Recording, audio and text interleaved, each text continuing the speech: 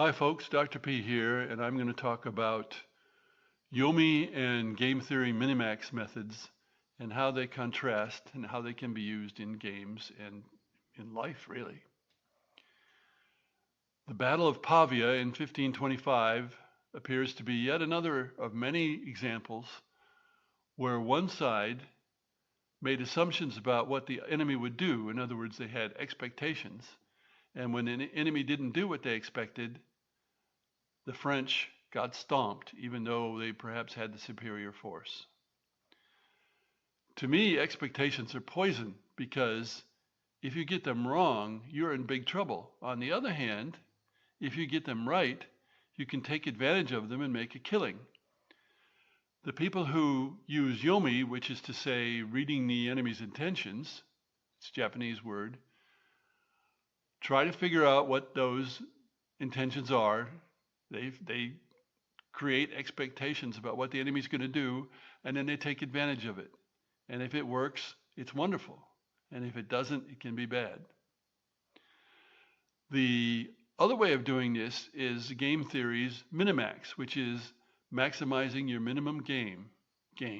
You assume that the enemy is a perfect player, that they're going to make the right moves, and you still try to maximize what you can get out of that. In general, if the enemy doesn't make the right moves, they're worse off and you're better off. And you go from there. And in this sense, I'm a mini-maxer when I play games. I don't try to read what the other side is going to do. But I'll give you an example, a very simple example of where recognizing enemy intentions can make a big difference. A former colleague of mine played Battleship with two of his sons. He recognized fairly early on that they never put their ships in the outer row of the 10 by 10 grid, which means that their ships were in only 64 squares, 8 by 8, instead of 100 squares. So he had a big advantage. And they never figured out that he'd figured that out, or never figured out that they were doing that.